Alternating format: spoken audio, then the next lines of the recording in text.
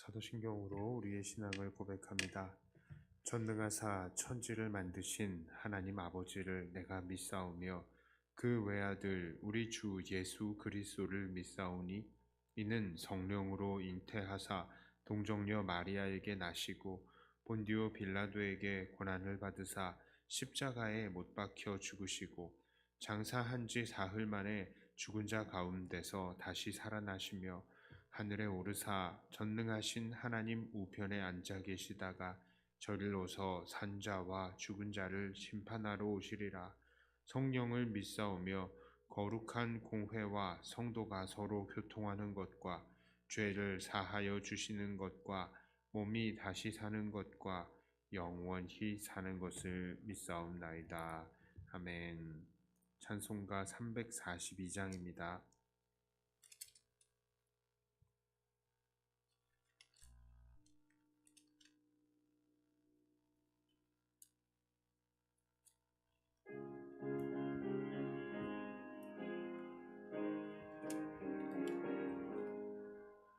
너 시험을 당해 죄 짓지 말고 너 용기를 다해 곧 물리치라.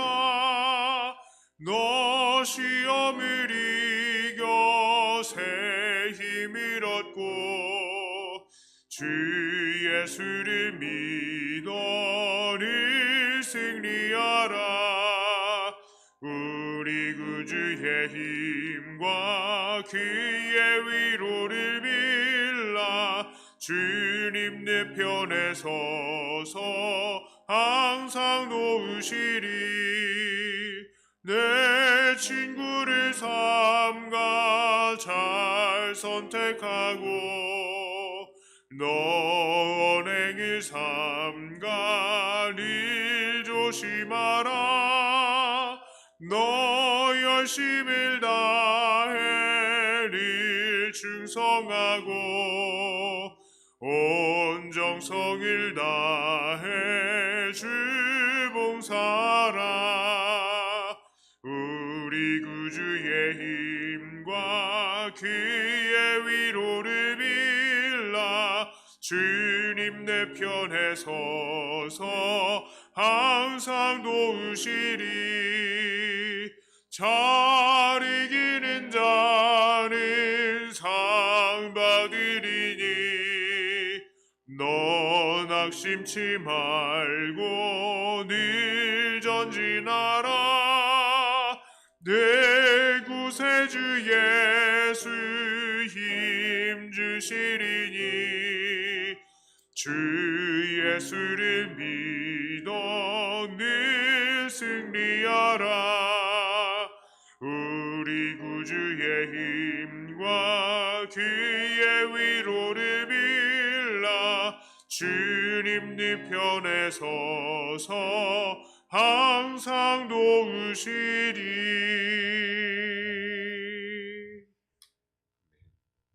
하나님 말씀은 이사야 59장 13절부터 21절까지의 말씀입니다.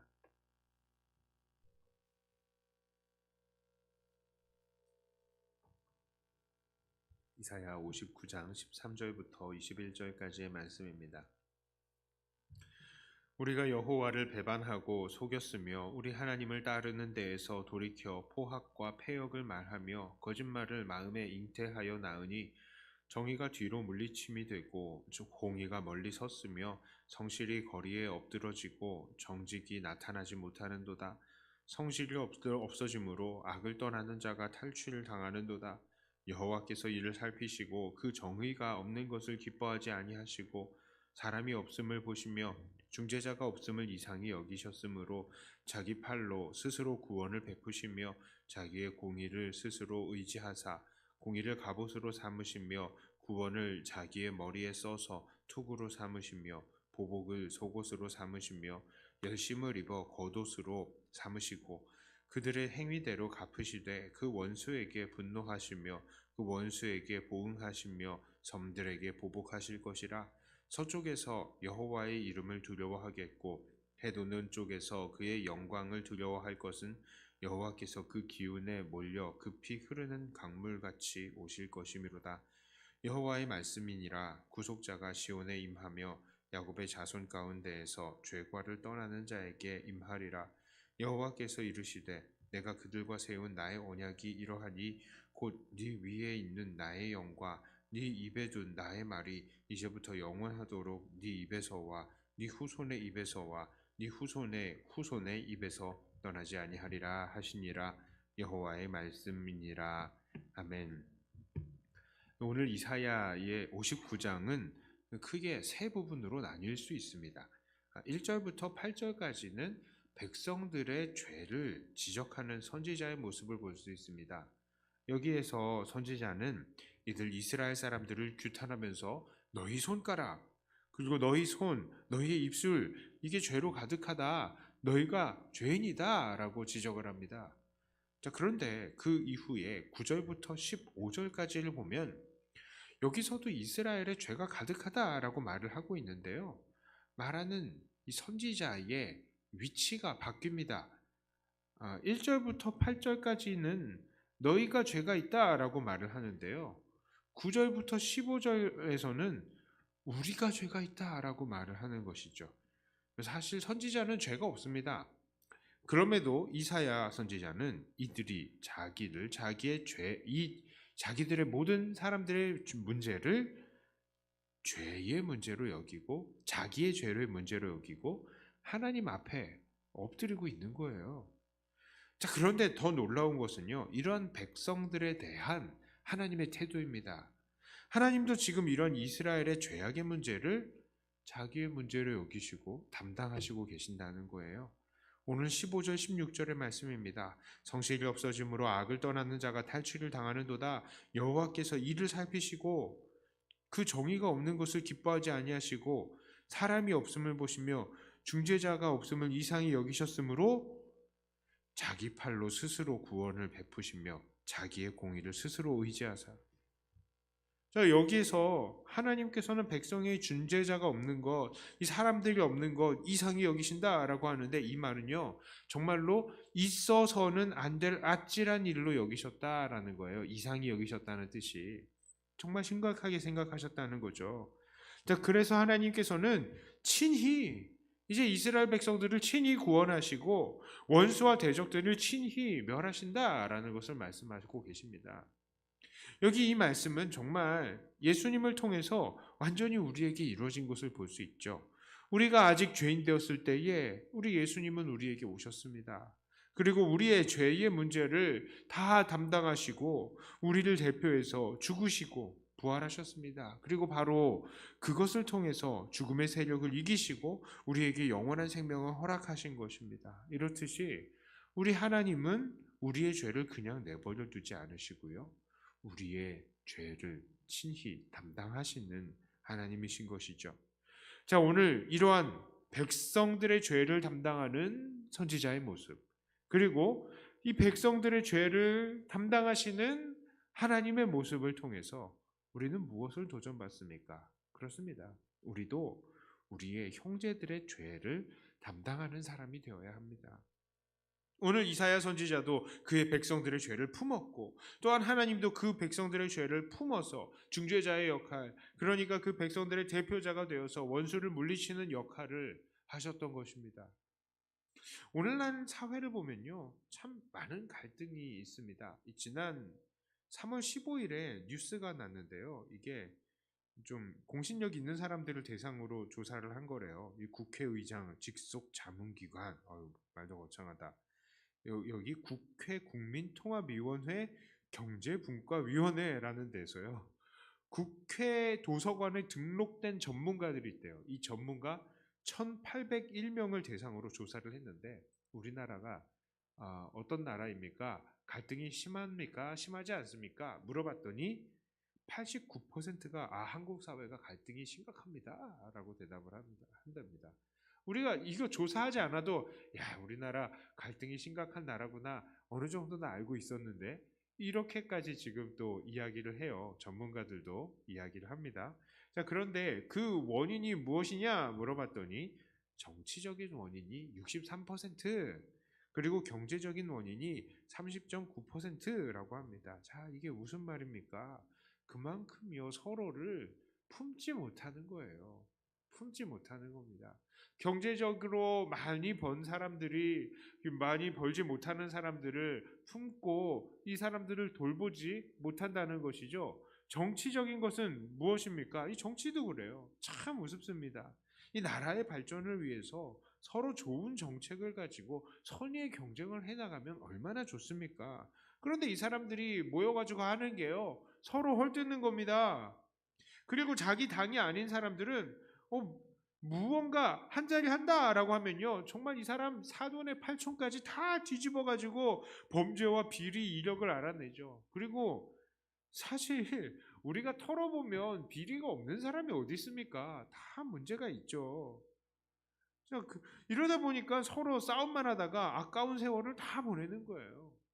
그렇습니다. 서로 상대방의 물론 죄를 짓지 않는 게 제일 좋죠. 하지만 죄가 있다 하더라도요, 상대방의 허물을 담당하려는 자세가 없으니까 분열과 갈등만 일어나고 발전이 없는 겁니다.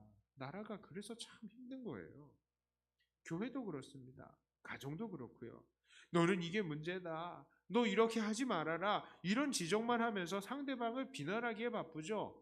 그러면서 정작 자기도 똑같은 죄를 저지르고 있습니다.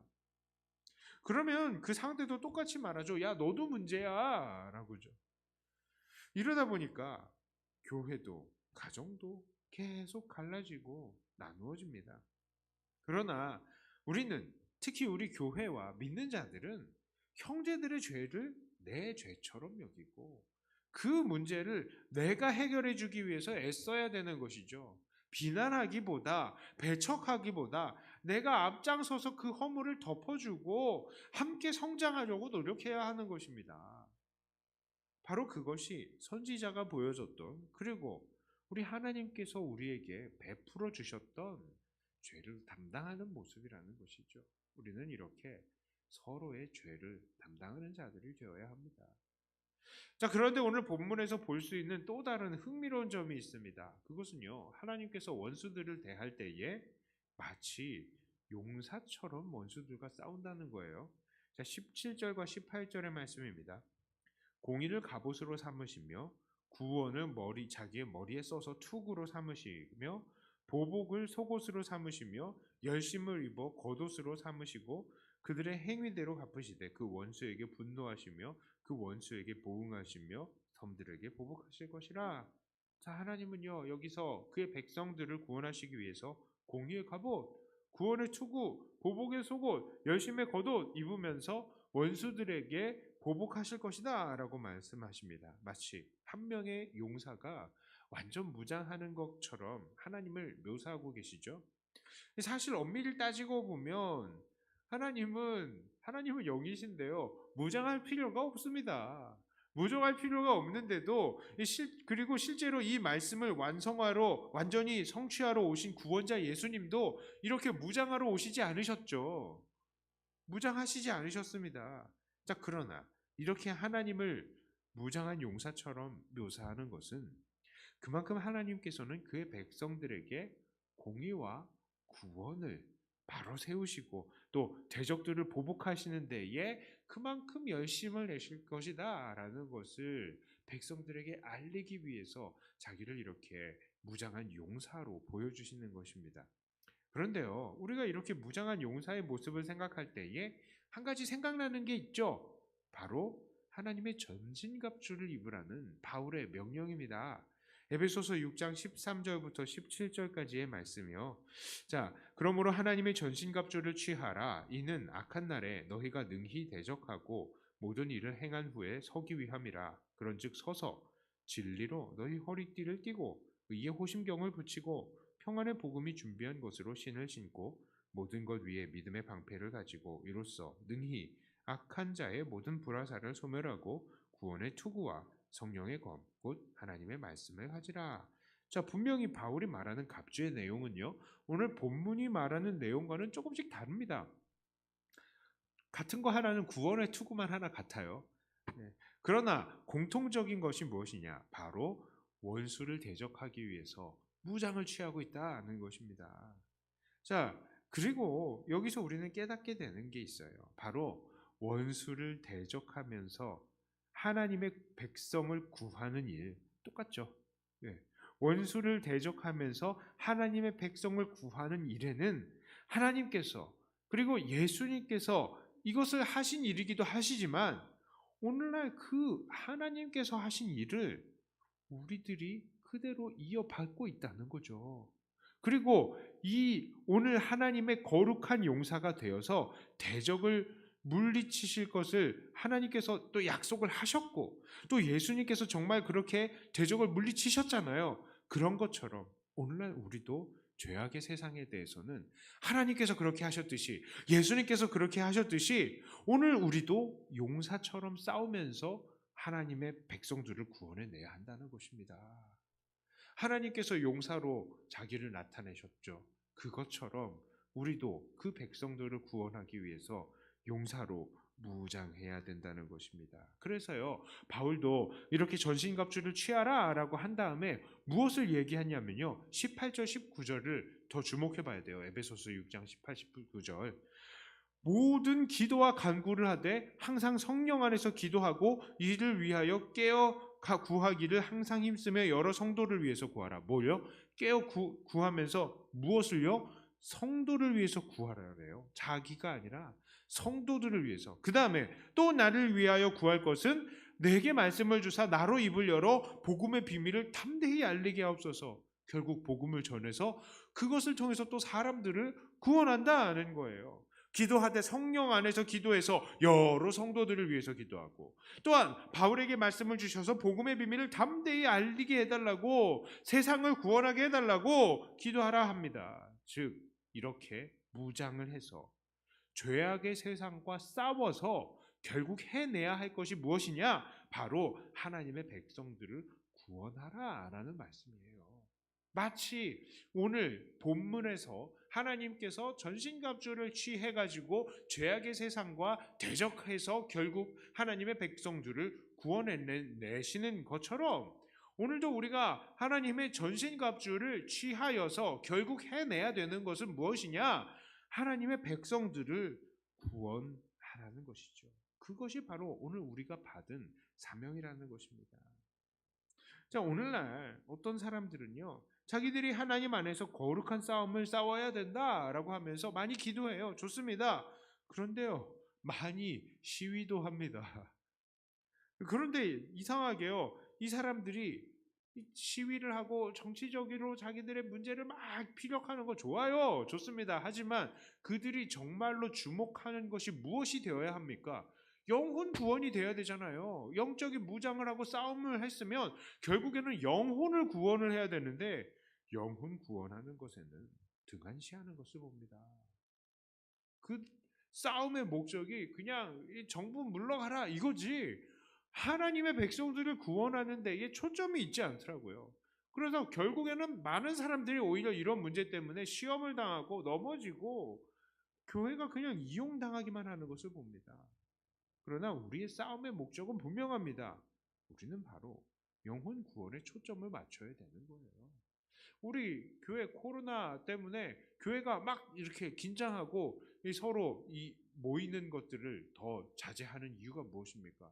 결국 복음 전도 때문이죠. 우리가 우리들만을 위해서라면 얼마든지 모입니다. 우리 그냥 오늘 예배드리고 죽을래요 해도 그럴 수 있는 사람들 많이 있어요.